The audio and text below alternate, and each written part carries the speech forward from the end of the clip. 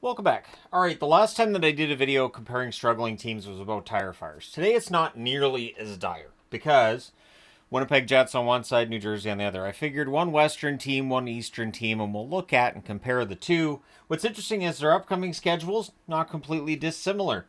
But for the Winnipeg Jets, there should be some concern, not necessarily panic. For the New Jersey Devils, you guys can decide, but I believe I'm set to do a panic index tomorrow, so we'll see.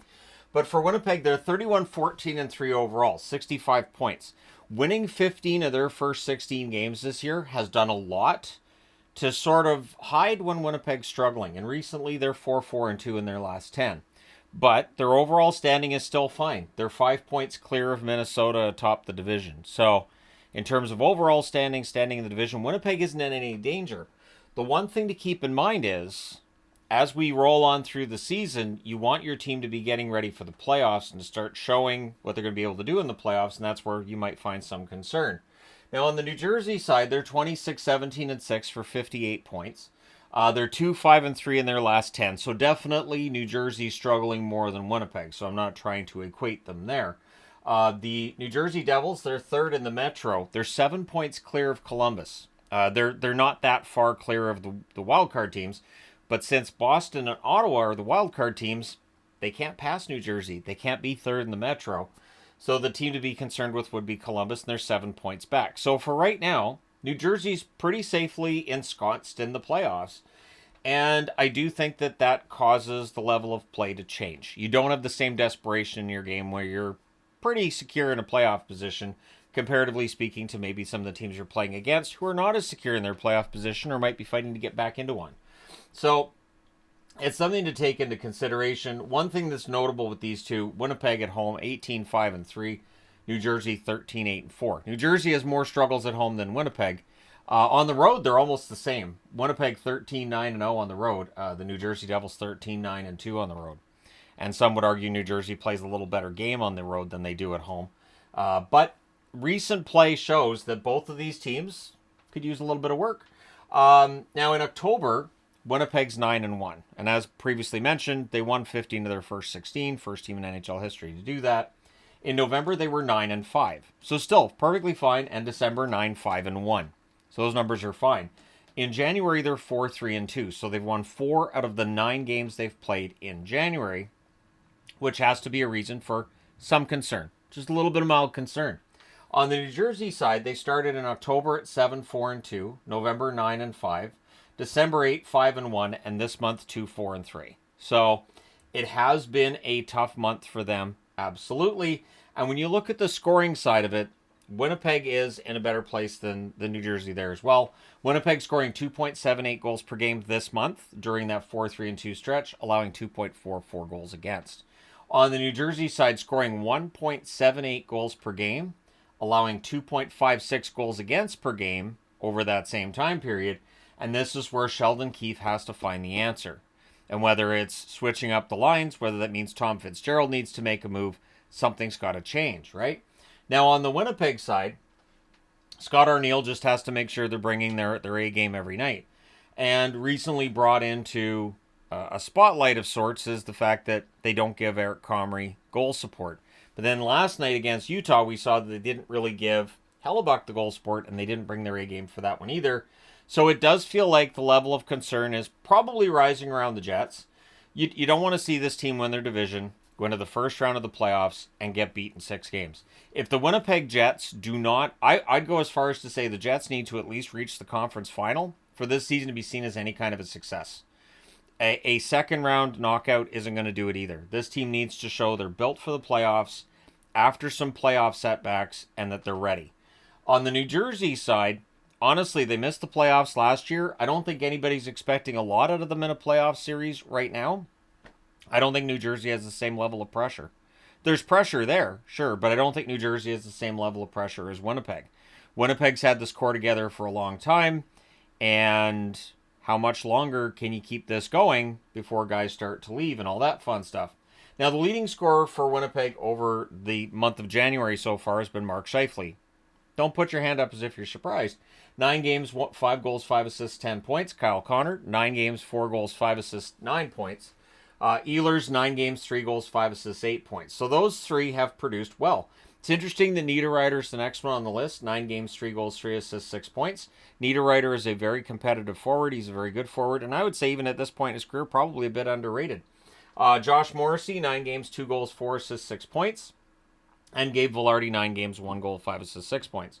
Vilardi, you want more goals than what you're getting out of him this month. But in general, the production's been fine from Winnipeg. On the New Jersey side, Jack Hughes has been good. 9 games, 3 goals, 6 assists, 9 points. But then after that, there's some struggles. Nico Hischier, 9 games, the 4 goals is fine. But 5 points overall, just the 1 assist. Probably looking for a little more there. Jesper Bratt, 9 games, 1 goal, 4 assists, 5 points. Jesper Bratt this past season, not this season, but the year before, he sustained throughout the whole schedule that really strong production. The year before, he got off to a very good start, and then it kind of petered out on him after that. And Bratt this year seems to be more along the lines of 2 years ago, where it kind of peters out after a really good start. But it's still early enough in the season you can turn that around. Dougie Hamilton, 9 games, 1 goal, 3 assists, 4 points. Andre Palat, 9 games, 2 goals, 1 assist, 3 points. Timo Meier, struggling. Only 3 assists in 9 games. And that's something that's problematic because Meier, it's a pricey contract for him. He needs to be productive and is the one player that if I'm Sheldon Keefe, I'm probably looking at trying to find ways to get him a little more success on the ice than what we've seen so far in the month of January. Now, when we're talking about general managers fixing things, this bear decides to run around the room for no reason. The Winnipeg Jets have more cap space than do the New Jersey Devils. $5,491,348 according to Puckpedia currently. Current cap space for New Jersey, $2,723,434. And there's been a lot of talk about whether or not New Jersey might be a landing place for JT Miller. The Miller trade with the Rangers that fell apart at the last moment may very well be advantageous to Tom Fitzgerald, who needs to change things up. Maybe there's a trade to be made there. Miller, the interesting thing with Miller is that if he's in the right mindset and if he's out there doing his best, he is a fantastic player. But if this team's doing really, really poorly, he won't mind calling out his teammates on playing poorly. So that's something to keep in mind about adding Miller to the roster. If things continue to go badly, Miller's probably not going to be that voice of positivity, which maybe that's not what they need. Maybe they do need a teammate that's going to be like, hey, come on, guys, smarten up. You smarten up, play better, let's do this. If so, then maybe that's a good landing spot for him. The Winnipeg Jets, on the other hand, it will be interesting to see what they do around trade deadline time. They have some expiring contracts.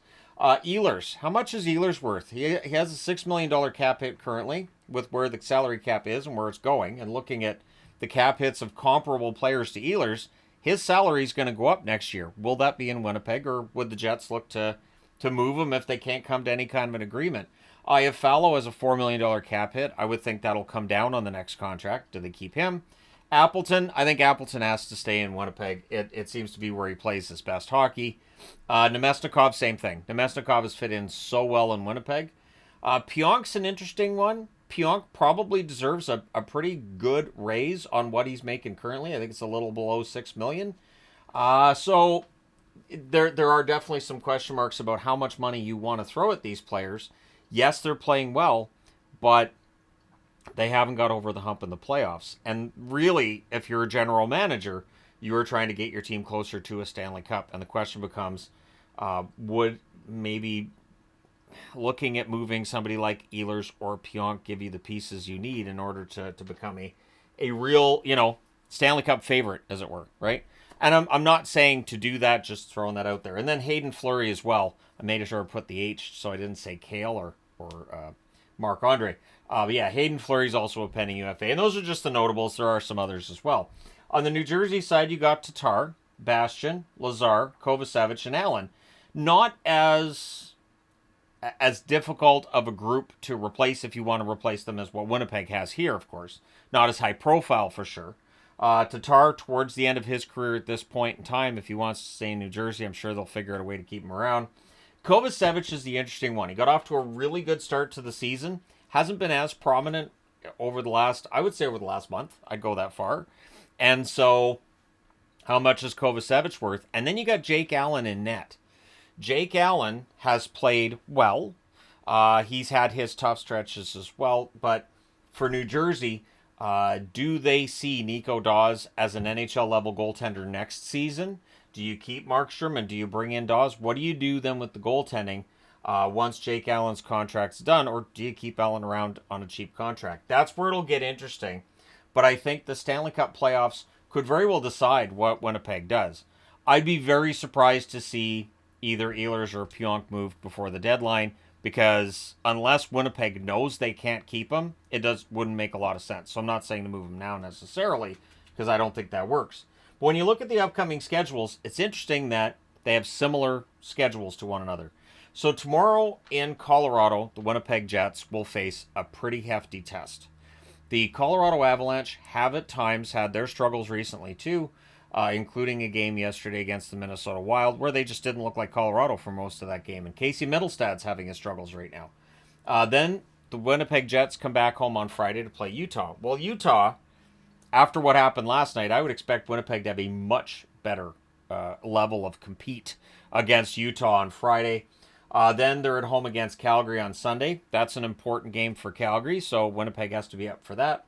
Then they go on the road to Montreal on Tuesday, and then they're in Boston on Thursday, the 30th of January, to round out their January schedule. On the New Jersey side, they're at home against Boston tomorrow, so both teams play Boston before the end of the month. Then they're away in Montreal on Saturday, so both teams play Montreal before the end of the month. And then New Jersey has a home and away, and it's the other way around. They're away and then they're at home against the Philadelphia Flyers Monday and Wednesday the 29th. So they have some interesting games here. These are all teams that New Jersey should beat, whether it's Boston, Montreal, or Philly. And I know how well Montreal's playing right now, but if New Jersey wants to show, hey, we're a contending team and we're much closer to the top teams in this division than we are to the teams fighting for wildcard positions, these next 4 games are going to tell us. This is where we find that out. That home and home against Philly, they're going to get tested pretty well by the Philadelphia Flyers, as they were in the last game against Philly where they didn't look very good. And John Tortorella wants Philly in the playoffs. He doesn't care about any kind of, rebuild or retool talk. His job is to go out there and win the games. So there aren't any easy games, I don't think, for either team on the upcoming schedules, but there's a chance for them to turn it around. So I do expect most people to be more concerned with New Jersey than they are with Winnipeg at this point, but I think it would be foolish not to have some concern with Winnipeg that they might have peaked early in the season. We've seen what happens with them in the playoffs, and we need to see them really, assert themselves and play like we know they can. I think the Winnipeg Jets can be the best team in the National Hockey League. They can be. Recently, they have not shown that. And it is one of those things where you can ask yourself, maybe with all those points they got early in the season, they're not as motivated. But let me know your thoughts in the comments section below. Do you have concerns if you're a Jets fan right now about the rest of the season and especially going to the playoffs? What do you think Winnipeg needs? Do they need a little more truculence in the lineup, to quote Brian Burke? What does New Jersey need? New Jersey needs some kind of a shakeup. So what do you think they're going to do? Let me know your thoughts. Hit like and subscribe if you haven't done so already. Thank you guys so much for all your support as always. I will talk to you again soon.